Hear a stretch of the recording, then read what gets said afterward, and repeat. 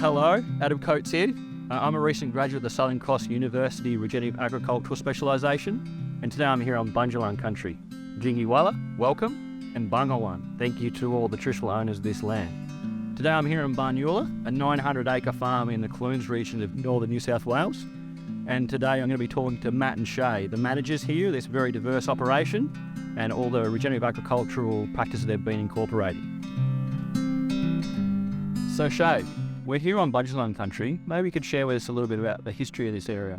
Sure. So what we believe is that this area was a meeting place for First Nations people to come together and perhaps trade on the riverbanks. And we think that's very symbolic of what we want to do with Bunyala for the future as well. We do believe this is going to be a meeting point for people to come and share knowledge and, get back on country. So I guess we should start at the beginning. You want to share about the origins of Bunyala and why we're starting our farm visit here in the beautiful Bunyala Nature Reserve. We're incredibly lucky, Adam, that our farm runs alongside the nature reserve, and within this reserve there's some big scrub remedy, which is the tree that stands behind you, which is the Francis water gum. So that led to a bit of inspiration for us for what our rainforest plantings will become and will grow into, and as part of our custodianship in the short time that we're here, we hope that we've created something similar. When we sit down with the owners at Banyula and we talk about, visions, countless times we come down and walk through this rainforest again. And we have a very mixed agricultural enterprise. There's cattle, there's Davidson fungus, there's macadamias, finger limes. But I put our rainforest plantings in alongside that agricultural business. The connection, the saying that rainforests see the sky, and they attract the rain and introduce a different water cycle to land without rainforest.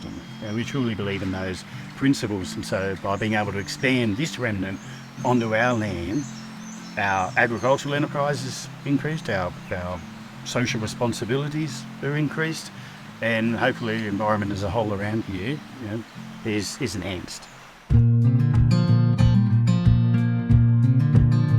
So there's quite a bit of work going on behind us here. Do you want to explain what's going on today? Yeah, look, this property was in between a couple of other land holdings we had, and the opportunity came up to purchase it. Increasing biodiversity across our land, we realised the importance of the rainforest plantings, and we understand that more can be done to increase, hectares of rainforest. We look at the benefits that come from plantings like this, production cattle land up the top, water travelling through here, nutrients picking up, ending up down on our cattle flats. And you'll see a great team here in Reforest now, very carefully planting, but they're using augers, and they're planting a great variety of rainforest species that we know will do really well in this area. It's also part of the carbon sequestration project where we'll earn carbon credits from our plantings. It is a good byproduct and certainly helps to offset some of the costs, because it's an expensive exercise. But when we look at the long term, I think it's well worth the spend now and the potential return that the ACCUs can bring. It's a great investment in our landscape. Yeah. So here we can see various stages of your koala habitat plantings. I wonder if you can tell us a little bit of the motivation behind that project. We were introduced to the koala planting project through Climate Friendly, our carbon partner. They have partnered with WWF to deliver the koala friendly carbon farming project.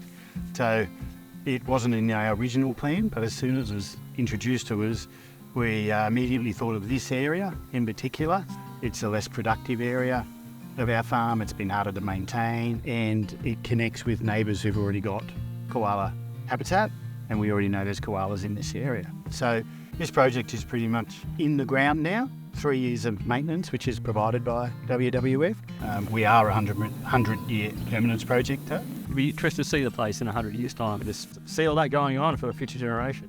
Yeah, absolutely. Look, I really have a vision. We call this area the Koala Resort because it's quite a large holding, and we really hope that it can become an eminent place for koala habitat rather than a corridor of sorts. We should mention though that it is a complicated process.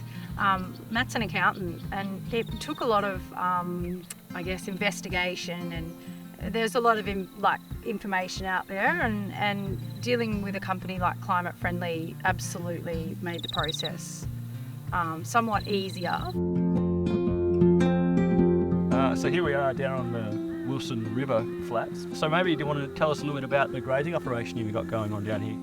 Yeah, this paddock we're in here is about 140 acres.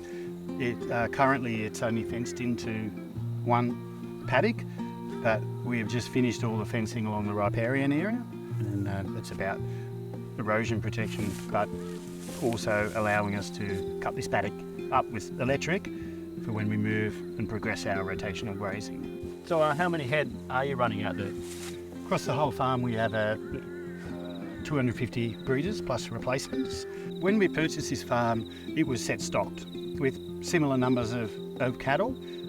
It was fairly overgrazed. Paddocks weren't cut up in any way. Giving paddocks time to rest and then moving cattle through in larger numbers, high density, had an almost immediate impact. We saw grass come back, different species come back, clovers, some other legumes came back on the hills really quickly that we didn't even actually know were there.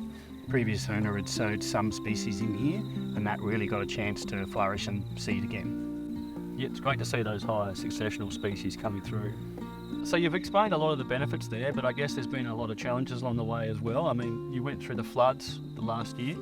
Yeah, look, we did go through the floods. It significantly affected down here. This would have been 2 metres underwater at least. We probably would have had water up to ankles around here. So water comes through this area at significant speed and can do a lot of damage. Erosion along the banks in some of the unprotected areas was really significant, some of them moving 2 and 3 metres. Having that area fenced up, being able to rehabilitate that, we think is certainly excellent. The other part, I suppose, is understanding that it's part of the process. It will happen again, and how do we build a landscape that can, take the good out of that and lessen the bad? Yeah, and I guess this is where the broader plan of what you're doing here, with all the the regen plantings and the koala habitat plantings higher in the landscape, it's all coming together, integrating in that sense of dealing with these bigger macro issues like flooding and drought. Absolutely. So if we look around here, we've got macadamias, Davidson plums, finger limes, and some regen plantings over the back there. Do you want to explain a little bit more about what's going on here and how it fits into your broader vision for Banyula? Yeah, for sure. This side of the farm, we call our orchards. They're native macas, Davidson plums, finger limes, like I said. We had 5 or so years under a move from organic, and at the same time we were introduced to the idea of regenerative agriculture. We understood there were practices already implemented into orchards, and we looked to a few people, particularly in this local area, as inspiration. Things like inter-row cropping, or how we introduced biology into our soil and tried to move away from synthetic inputs. They're young orchards predominantly, as you can see around it. We do have some established macadamia farms. And so I guess on that one, so with those regen practices again, so maybe the financial aspect of that with your accounting background. Yep. Yeah, so how does that weigh up? 2 sides to the coin. Doing something productive with land that could not otherwise be used in a production space, like for macas, finger limes or Davidson plums. They're generally high maintenance to look after.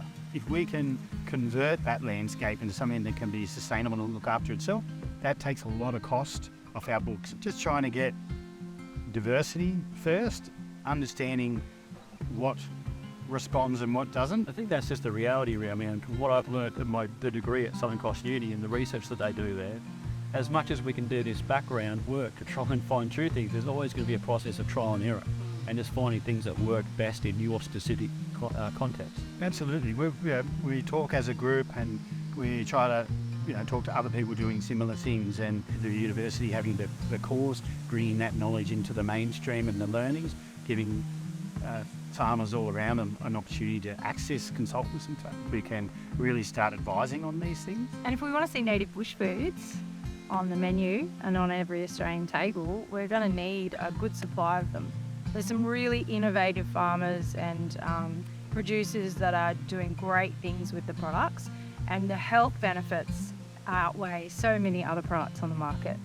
And certainly another great opportunity for the share farming, that's to bring in First Nations people involving them in sort of the native bush foods. It's certainly our plan.